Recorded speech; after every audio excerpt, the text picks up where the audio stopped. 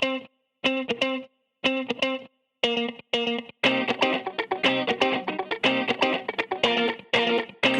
morning and good evening to everyone around the world. Welcome back to another episode of the Puck Drop Podcast.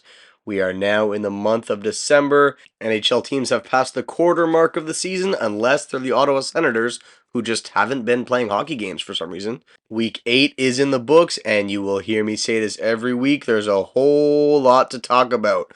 We got player milestones, we got trades, signings, suspensions, and even a game that ended twice. We're going to cover all that and more in today's episode, so let's dive right in, as we usually start by taking a look at the NHL standings. Not much has changed at the top or the bottom of the NHL standings, but there's been some impressive climbs and a few disappointing drops around the middle where we see those teams battling for the two early wildcard spots. The Rangers, Bruins, and Vegas are all tied right now for first place in the NHL with 37 points. However, the Rangers do have the best point percentage, having played only 23 games to Boston's 24 and Vegas's 26. The Rangers also do have the most wins at 18. And just after those three teams, we have the Vancouver Canucks, who still have a lot to be happy about. But I will say one slightly concerning stat. The Canucks have 13 wins against non-playoff teams so far this year, but only 3 wins against playoff teams. So take that as you will. They might be lower on a few people's power rankings than they are showing in the standings. But either way, they sit nicely in that second place spot of the Pacific Division. Behind them in fifth place in the NHL, the Colorado Avalanche, who have just been playing some really, really nice hockey. Such a fun team to watch. They got 3 players with over 30 points, being led by defenseman Cale Makar, who's got 34 points in 23 games. An extremely dangerous team offensively with the second most goals per game and a beautiful looking power play. They had a power play recently, this week actually, where they made 13 consecutive passes, just crisp tape-to-tape passes with all players involved, all 5 guys on the ice touching the puck and finishing it off with a beautiful goal. The Colorado Avalanche have the most goals in the NHL by defensemen with 20, tied with the Montreal Canadiens, which is actually quite surprising. But you have production coming from all players in Colorado. Just watching them in the offensive zone, the way they cycle around, their defense jump up in the place so much, and they have players always covering back for the D that jump in. Someone that doesn't know the team very well or doesn't know the jersey numbers, it would be hard for you to pinpoint which players are defensemen and which players are forward when they're in the offensive zone. That's how much everyone's moving around, going behind the net, going to different corners of the ice, battling for the pucks and the boards. Jared Bednar's got them playing great hockey right now. Very fun to watch. Now, taking a look at the bottom of the standings, we have a few familiar faces. San Jose Sharks and Chicago Blackhawks still tied for last place, but good little stat for the San Jose Sharks. I love throwing this in the face of a lot of particular fans. The San Jose Sharks have more regulation wins than the Toronto Maple Leafs. That's right. San Jose's got 6 regulation wins. That is all of the wins, which is more than Toronto's 5. Toronto has 12 wins on the season, but only 5 of them coming in regulation. Pretty wild stat. The other team that has 5 regulation wins is the Montreal Canadiens, but come on, what do you expect? They're a rebuilding team with little expectations. So good for the San Jose Sharks on that note. Just above the Blackhawks and the Sharks is the Ottawa Senators, who I mentioned earlier have just not been playing many games. I don't know why the schedule's like that. Not like there's too much going on in Ottawa. They don't have any other sports teams there. But they've only played 19 games, and they have at least 3 games in hand on every other team in the NHL. They actually have 7 games in hand on the Vegas Golden Knights, and also 7 on the Columbus Blue Jackets. So a bit of a weird way for the NHL to set up the schedule, but I'm sure they have their reasons. Now, a team that's been impressing me as of late, actually I should mention, we're going to do things a bit differently this episode. Going to do without the good, bad, and ugly at the end of the episode and change it up with something different. So for now, I'm going to mention a team that's impressing me and a team that's been quite disappointing. Starting with the Arizona Coyotes, who have been kind of skyrocketing up the standings. They're on a 5-game winning streak, and funny enough, their 5 games have been played against the last 5 Stanley Cup winners. So it's pretty wild that the NHL schedule was like that, and even crazier that the Arizona Coyotes took them all down. They beat the Vegas Golden Knights 2-0 in Vegas, and then went home to beat the Tampa Bay Lightning, followed by the Colorado Avalanche, then the St. Louis Blues, and just this morning they absolutely stomped on the Washington Capitals, beating them 6-0. So Arizona on a bit of a run, and they're getting production from pretty much all over their lineup. They're being led by Clayton Keller, who's got 24 points in 24 games. But guys like Michael Carcone, who's on a 4 game point streak with 5 points in those 4 games, also leading the team with 12 goals, have just been stepping up for this team, and they're really playing as a group and playing very well. Excellent special teams with the fifth best power play in the league and the 14th best penalty kill. They got the 10th most goals for. They're just showing some great numbers here at the quarter mark of the season. Hopefully for them, they keep it up. It's a team that hasn't had much success as of late. Would like to see them finally above 500 and hopefully get a new arena that the players deserve. The players and the fans, I should say. Now, going over to a team that hasn't been so great and has been slipping down the standings is the New Jersey Devils. Now, they were off to a really good start to the season, and then their best player, Jack Hughes, went down with an injury, and things started falling apart. He's been back for quite some time, and he has not been playing badly. Right now, he's on a 4 game point streak with 8 points in those 4 games. The Devils still have the best power play in the NHL, so that said, it is pretty easy to pinpoint what the problem is here. And I know I say this about a lot of teams, and it is the case. A lot of these offensive powerhouse teams that are just struggling is because of goaltending. Now, their starter, Vitek Vanacek, has the third worst save percentage of all starting goalies, only in front of Ilya Samsonov and Antti Ranta. If you do consider Ranta a starting goalie in Carolina, he has played 11 games, so I'll put him in that category for now. But Vanacek has not been great with an 8.79 save percentage and a 3.49 goals against average. And then their backup, a Kira Schmid, who this is very unfortunate because he had a great playoff run and end of season run, I should say. He's got an 8.91 save percentage in 10 games. So with two goalies under 900, it's really, really hard to string together some wins. Like I said, I had the same points when I talked about Minnesota, when I talked about Edmonton. These are teams that just can't win games because they're not getting the goaltending. So I guess in a sense it's a bright spot for New Jersey when you consider the fact that the team play has not been that bad. It's just the back end. They need to fix that problem, whether it be through trade or just over time. I know goalies are quite streaky. Both these goalies have, especially Vanacek, has a resume to show that he can play great hockey.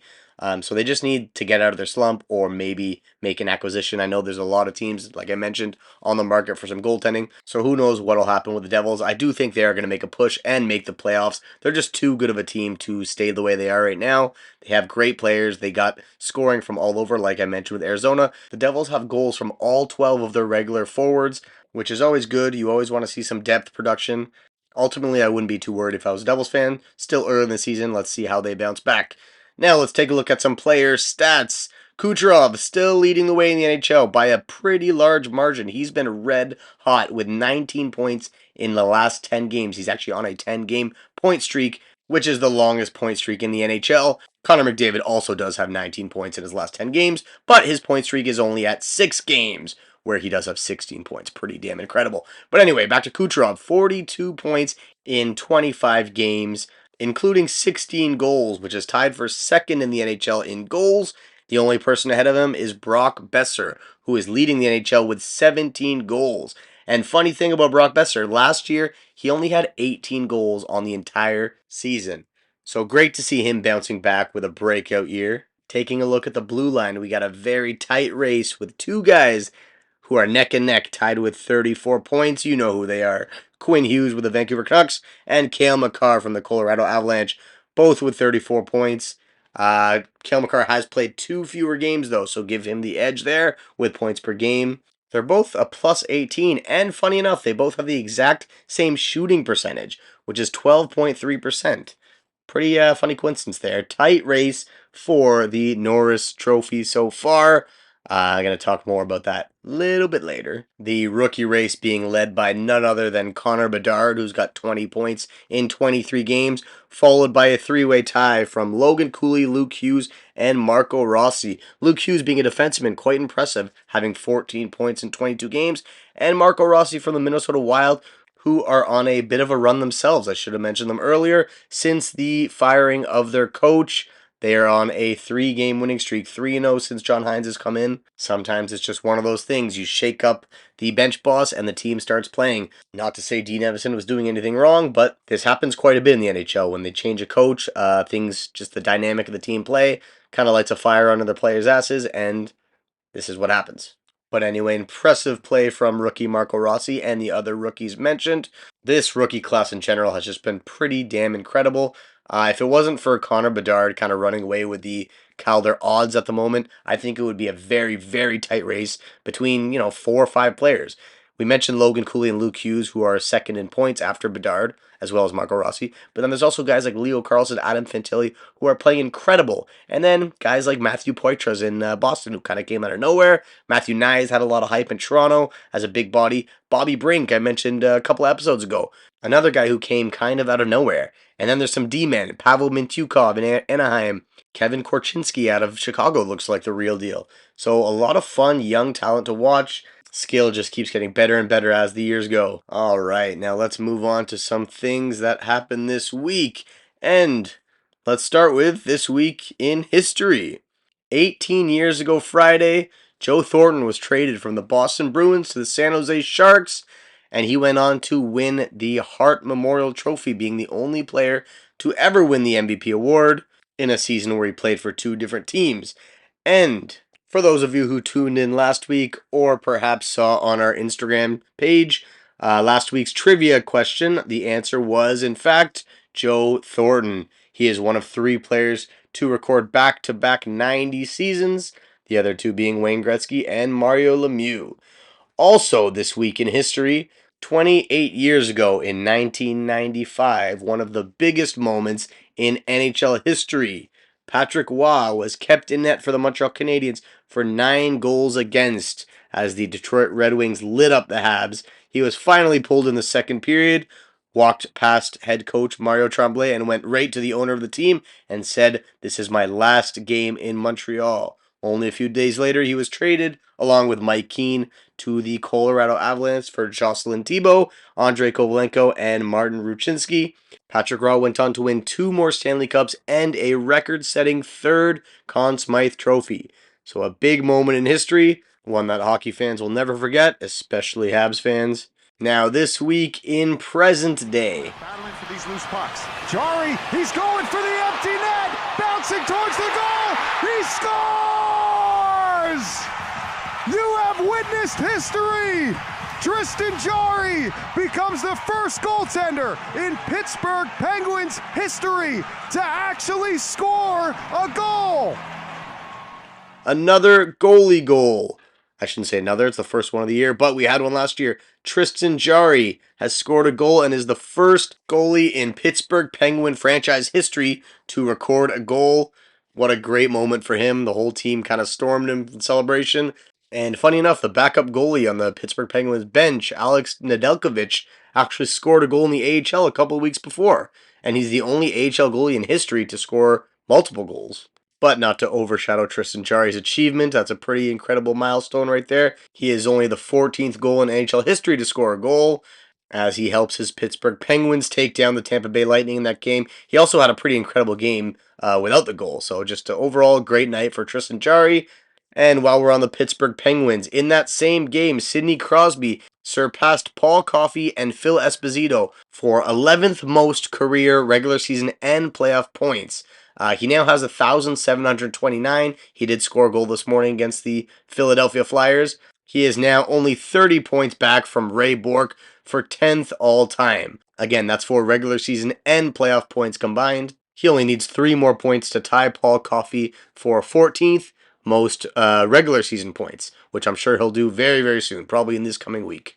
Anze Kopitar also broke a franchise record. He is now the Kings franchise assist leader after passing Marcel Dion, 758th career assists. So good for Anze Kopitar. I would love to see him continue to break records for that franchise, although he's got quite a long way to go for both points and goals. Regardless, he's going to go down as one of the greats for the LA Kings. Now, let's move on to some trades that took place this week. There were 2 big ones. They're kind of connected. First, the Vancouver Canucks sent Anthony Beauvillier to the Chicago Blackhawks for a conditional 5th-round pick. Now, this was pretty much a cap dump for the Vancouver Canucks in order for them to go on to make this next trade with the Calgary Flames. The Vancouver Canucks acquire Nikita Zadorov from the Flames for a 2026 3rd-round pick and a 2024 5th-round pick. Now, Nikita Zadorov did come out a few weeks ago and request a trade from the Calgary Flames. I do find when players do this, it kind of strangleholds their team. It kind of lowers their value. Other teams know that this player has to get traded eventually. They're not just going to let him waste his contract and get nothing for him, as he is a free agent at the end of the year. So they kind of forced the Flames' hand, and that's why they had to take what I think is a bit of an underpayment for Zadorov. A third and a fifth, it's not terrible, but he's a big, solid defenseman. A lot of teams do end up paying a lot for a defenseman, especially making a playoff push, which the Vancouver Canucks are obviously trying to do. There were reports that a few teams were actually going for Zadorov, including the Toronto Maple Leafs, which is pretty obvious they are in desperate need for defensemen. But the Vancouver Canucks were the only team that did not need the Flames to retain salary. Obviously, that trade they did a couple of days before, moving Beauvillier, did free up some cap space for them. Other teams like Toronto, and I believe Edmonton was on that list, needed the Flames to retain salary, which they were not willing to do. So Vancouver was the obvious choice. I think the Canucks got an absolute bargain with this deal. Again, they didn't pay too much for a solid defenseman, even if he is a third pairing defenseman. He's going to play significant minutes for that team. He might even play with Tyler Myers, in which case that'll be a monster defensive pairing. Nikita Zadorov 6'6", Tyler Myers is 6'7". Very confidently assumed that that would be the biggest defensive pairing in the NHL. So overall, it was a no-brainer for the Vancouver Canucks. Apparently, the Calgary Flames are also not closing the door to other potential trades. They might be moving Chris Tanev. The Leafs are also very interested in Chris Tanev. Obviously, they couldn't get Zadorov. Tanev does have a similar contract. He's actually a bit more expensive than Zadorov. So the Leafs are going to have to figure something out, find a way to clear up some space. Klingberg is likely out for the season on LTIR, so that does help a bit in terms of salary cap space. But Toronto would still need Calgary to either retain, or the Leafs will have to move a piece. Maybe they could send a undesirable contract in return. Who knows? And before we move on, just a quick note on Anthony Beauvillier. He's also on an expiring contract. He's getting paid 4.15 right now, but is a UFA at the end of the year. So Chicago didn't have to take on too much of a long-term commitment there. I do want to say I really like Anthony Beauvillier's game, especially when he played for the Islanders. I was a big fan of his. Those two pretty deep playoff runs that the Islanders made, where they made it to the conference finals both years, he was a solid piece to that team. He's a speedy winger that could add scoring depth to a bottom six. I don't think the Vancouver Canucks traded him necessarily because of a lack of production, but mainly because his cap hit was quite high, and it did allow them to bring in Nikita Zadorov, which is a more important piece for them. They do want defensemen going into the playoffs. Also, this week we saw some contract extensions and a major signing. Now, last week, after recording the episode, literally 5 minutes after I published last week's episode, the news report came out that Patrick Kane has officially signed with the Detroit Red Wings. I thought long and hard about taking down the episode and editing it all over again to mention that part, just to be, one of the first people to talk about it, but not a big deal. I'm going to talk about it today. Patrick Kane signs a 1-year deal worth $2.75 million with the Detroit Red Wings. There was so much hype for the past few months about where Kane would sign. There were a few teams that seemed like a desirable fit for him. Detroit Red Wings, Dallas Stars, Florida Panthers, Toronto Maple Leafs, Buffalo Sabres. A lot of speculation all over the place. He ended up going with Detroit. And from what I see, there were 3, maybe 4 deciding factors for Patrick Kane. First, he is reunited with Alex DeBrincat, who he really liked playing with in Chicago. Together, they put up some great numbers. Also, Patrick Kane has come out to say that he really likes Derek Lalonde's coaching style, the system that he uses in Detroit. He's a big fan of that. And finally, he likes the location. It's not too far from Chicago. It's not too far from Buffalo. 2 places where he has, homes and families. And also the travel. Eastern Conference in general has a lot less travel than the Western Conference. So that's always good for someone his age. I don't really know, to be honest, if he has a family, if he has a wife or kids. I don't think he does. But in general, a lot less travel playing for a team like Detroit. So there we have it. All the 3-month-long hype has come to an end. He has yet to play a game with the Detroit Red Wings. However, we have seen him practice in a Red Wings uniform, and it looks quite strange. I'm sure for a lot of Hawks fans, it's a weird look. The Hawks and the Red Wings have quite the history, both original 6 teams. I know they're in different conferences now, but not too long ago, Detroit was in the West, so they had quite the heated rivalry. Now, the big question on everybody's mind is how well Patrick Kane is going to do in Detroit. We saw him go to New York last year at the deadline. He did not have a great end to the season in Detroit. He did not produce nearly as much as people expected. Obviously, he's 35 years old. He's not his former self. but the hope was that he would be able to help offensively and produce on the power play. He wasn't atrocious in New York, though he did not live up really to the expectations. He did get 6 points in 7 playoff games, although only one of them being a goal. And overall, he just did not play very well defensively. That's never been his strong suit, but it really, really showed. His age really showed last year in New York. And now this year in Detroit, he's coming off hip surgery, which is a very, very tough surgery for a lot of players to come back from. Earlier this year, we mentioned how Nicholas Backstrom decided to step away from the game. He didn't retire, but he did say he's taking time away from the game because of his recovery from hip surgery. It hasn't gone as well as he had hoped. Nicholas Backstrom is also a bit older. And some other notable players who had hip surgery, Carl Hagelin, Ryan Kessler, both of them were not able to come back to the NHL after that surgery. Like I said, very hard surgery to recover from. Ed Jovanovski as well. He only played 37 games after his hip surgery and was forced to retire.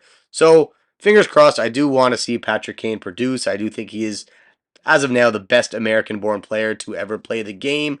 Who knows with Austin Matthews and Jack Hughes coming up? One of them might surpass him. But he's just been an incredible player to watch for the past 15 years. Part of the Chicago Dynasty, won 3 cups with that team, including an MVP. And actually, since his draft year, only 3 NHL players have had more points than him. All of them future Hall of Famers: Sidney Crosby, Alex Ovechkin, and Evgeny Malkin. So Kane's really been one of the faces of the league for the last decade and a half. Really hope he could continue to produce. I'd like to see him play another couple years. But all this said, I think it's important for everyone to temper their expectations. And other signing news this week, Nino Niederreiter has extended his contract with the Winnipeg Jets, signing for an extra 3 years at $4 million. He's currently signed for $4 million as well, so they kind of just extended the same price that he has right now. The Jets got him last year in a trade with the Nashville Predators, where they sent a second-round pick to Nashville. And since coming to Winnipeg, he's been a steady, steady player, playing mostly in the top 6 second-line role. He's got 14 points in 24 games this year, 13 points in 22 games last year with the Jets. So like I said, a steady, solid player, adds a lot to the team, plays on the power play. So overall, a good signing. I'd be surprised if any Jets fans were upset about this. And the Montreal Canadiens have extended Samuel Montembeault to a 3-year extension worth $3.15 million.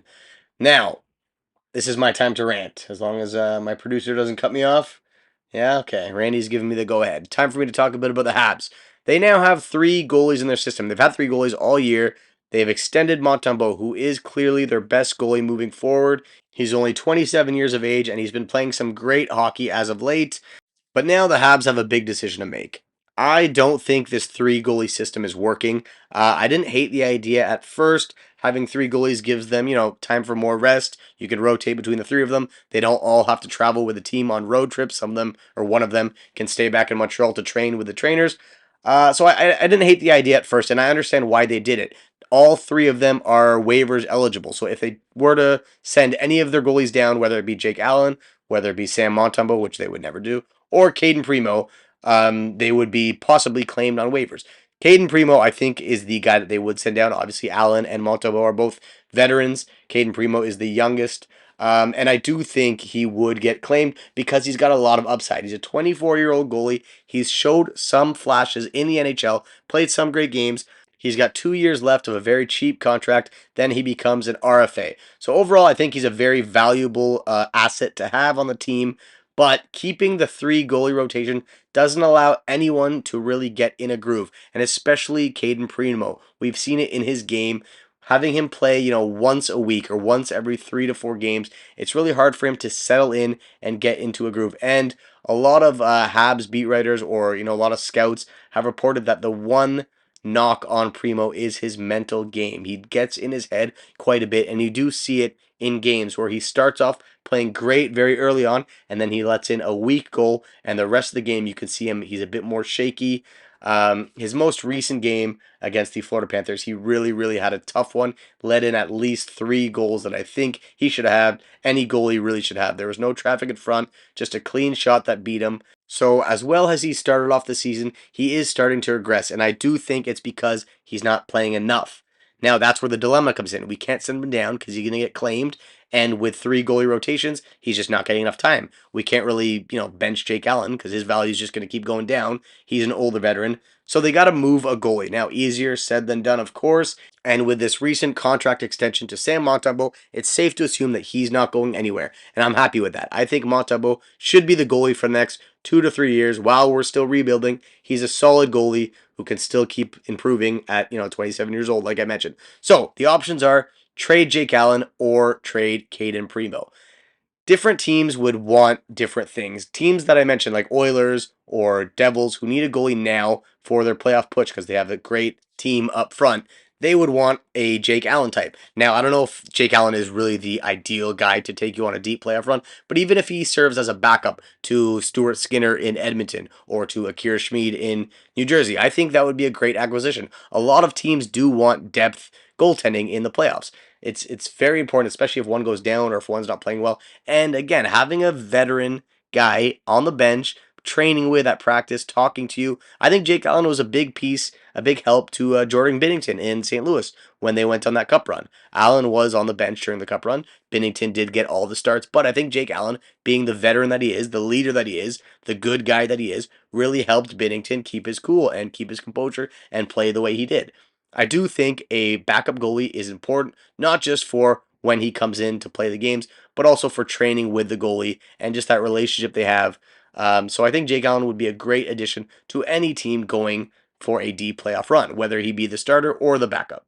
But if the Montreal Canadiens are unable to move Jake Allen for whatever reason, maybe teams don't like his contract or they just are not willing to offer anything that is appealing to the Habs, then I think the Habs need to move Caden Primo. I know he's part of the future, or at least the Habs fans thought he was part of the future for the last couple of years. But like I said, there's no sense in keeping him in the NHL roster in this system, but not playing many games because he's just going to keep regressing. His value surely will not go up, it'll likely go down. So now would be the time to trade him if, again, you cannot move Jake Allen. What teams would want Caden Primo? Maybe teams that are looking 3-4 years down the road that don't have a goalie in their system. Now, I ranted long enough about the Habs, but this does bring me to a point that I wanted to make about all teams that have three goalies in the system. Like I mentioned, I understand the reasoning for it. Sometimes you cannot bring guys down to the AHL. Sometimes they are not waiver exempt. Another example being the Detroit Red Wings, who have three goalies, Alex Lyon, Ville Husso, and James Reimer, none of which are waiver exempt, so they can't really send one down without risking them being claimed. Now, in their case, I think they would probably rather give starts to Alex Lyon and Ville Husso, who are likely going to be in the organization a lot longer, but they don't need to worry about James Reimer's development. He's already older. He's not going to get any better. They don't have to worry about setting him down or trading him or whatnot. They could keep the three goalie system. That's fine. Like I said, for some teams, the three goalie system makes sense when you have no guys that are waiver exempt. But in the case where a player is, let's move over to the Buffalo Sabres. Devin Levi, who was actually sent down to the AHL this week. They kept three NHL goalies in their system for quite a while. Devin Levi, Ukko-Pekka Luukkonen, great name to say, Ukko-Pekka Luukkonen, and Eric Comrie. They had three goalies. They were rotating just like the Habs were. And they decided to send Devin Levi down because he is waiver exempt. No team can claim him. And they wanted to give him a shot in the NHL to see how he could do.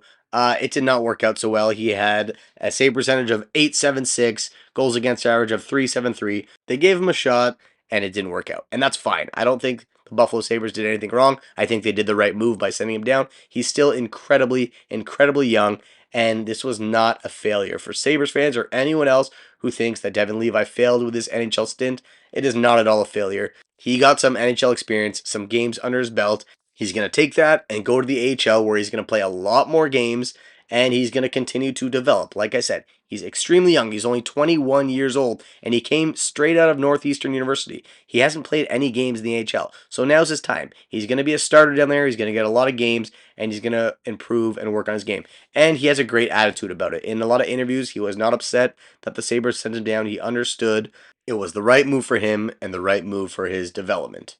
So, in ending, I don't think rotating three goalies for a long period of time is the best idea, as it kind of takes the goalies out of their groove, and I saw it firsthand with Caden Primo.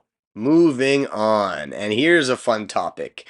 Officiating. There's been a bit of controversy this week from some referees. First off, let's go over to Nashville, where they hosted the Pittsburgh Penguins, and the game went to overtime. And in overtime, there was a clear interference where Ryan O'Reilly ran into Sidney Crosby, who was kind of back checking or covering his man, Philip Forsberg, who then had an open lane to the net and scored the game winner. There was no call on the ice. The Pittsburgh Penguins bench went wild. Mike Sullivan was losing his mind, rightfully so. It was clearly an interference call. There was nothing Crosby can do to stay with his man because Ryan O'Reilly ran into him. It wasn't on purpose. O'Reilly was trying to stay onside, but still, you can't just run the guy that doesn't have the puck, which allowed Philip Forsberg to walk in easy and score. It costed Pittsburgh the game, and it was just a terrible, terrible missed call. And then that's just a little appetizer for this one.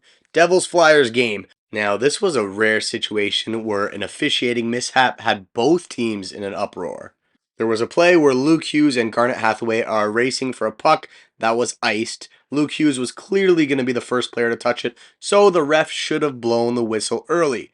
There was no whistle, so the play continued, and Hathaway absolutely rocks Luke Hughes, who goes flying into the boards and is injured on the play. A little scrum happens. You can see Jack Hughes, Luke's brother, yelling from the bench at the refs for not blowing the whistle down. And then after the scrum settles down, the refs assess Garnet Hathaway a match penalty. He gets kicked out of the game for a play that should never have happened if the ref blew the whistle, as he should have. So John Tortorella starts going wild and he's yelling at the refs, rightfully so. I don't think that should have been a match penalty. In a regular game, if that wasn't an icing, it probably would have been a good hit. Could have argued it was a 2-minute minor for boarding. He did kind of hit him in a dangerous spot on the ice, but it was not a match penalty. The only reason the ref assessed it was because of the way Hughes violently crashed into the boards. But you can tell that Hughes let up and he did not brace for the hit because, of course, he thought the ref was going to blow the whistle on the icing.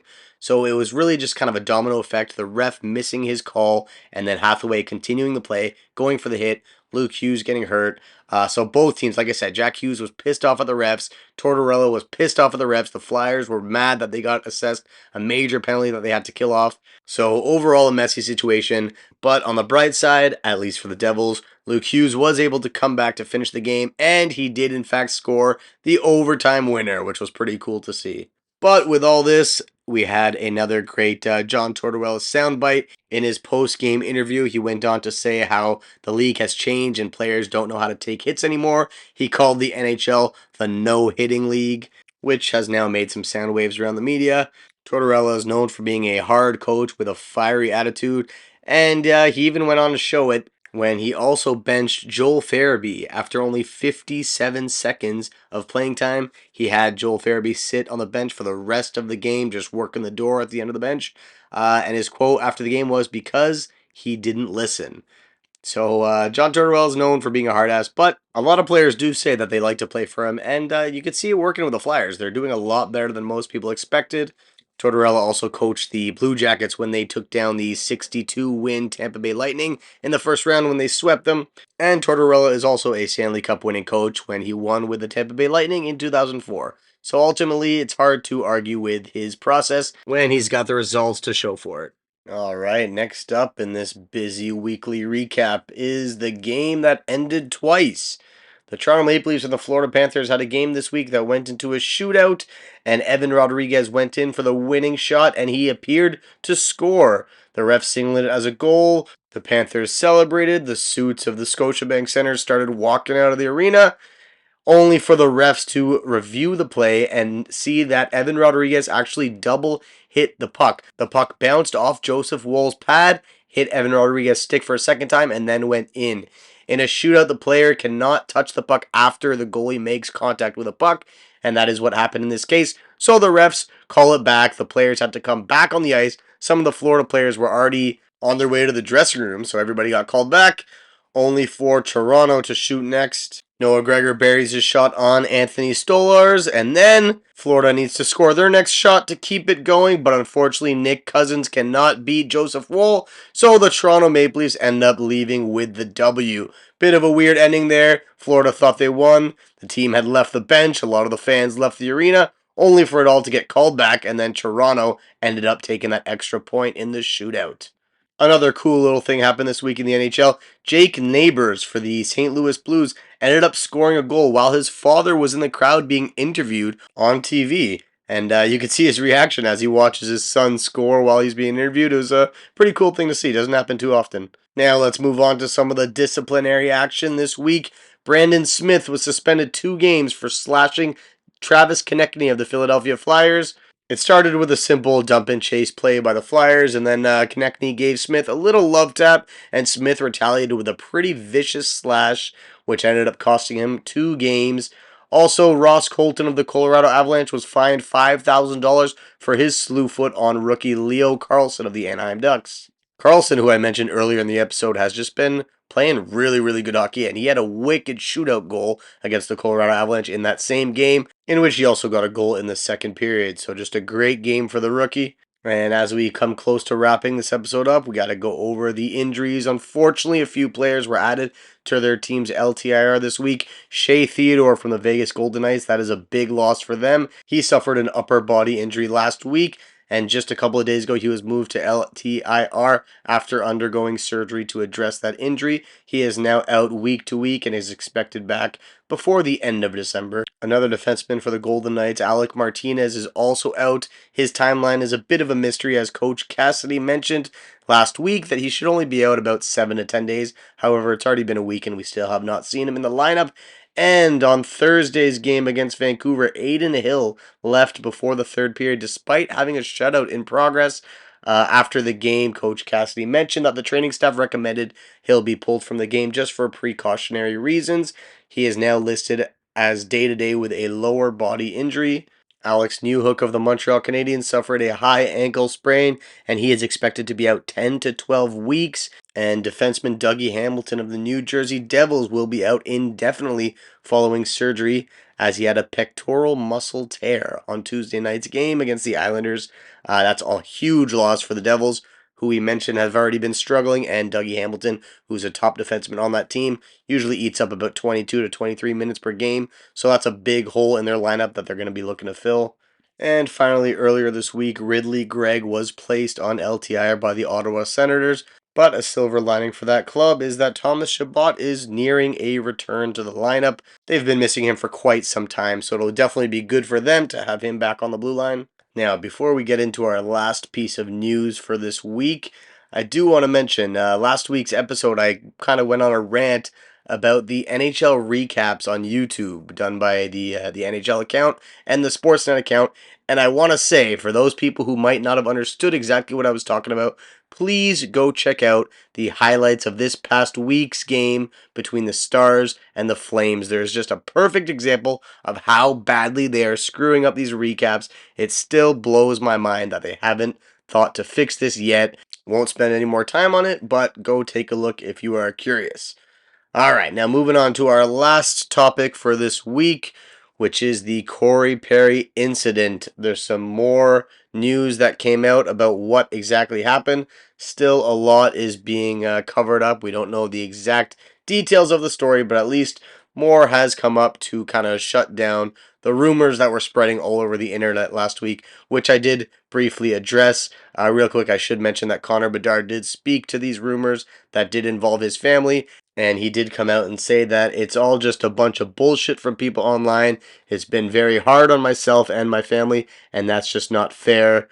He's an 18-year-old kid. He already had all the spotlight of the league on him, so for him to have to deal with all this too just makes it a lot harder for the kid. Any NHL player having to deal with this would kind of, would probably struggle with it, let alone an 18-year-old who just entered the league and already has all the media surrounding him for other reasons. So it's a tough situation for the kid, but I guess it comes with the territory of being a superstar. I'm sure there's a lot more shit he's going to have to deal with throughout his career in the media, on and off the ice, whatever it may be. But he seems like a tough guy, tough kid mentally. He'll be able to overcome it. Regarding Corey Perry and the Chicago Blackhawks, the organization did end up putting him on waivers for the purpose of terminating his contract. Perry also came out with his own statement apologizing to the organization, to the fans, to his family, to the employees, to everyone, for saying that, he embarrassed himself and he let them all down.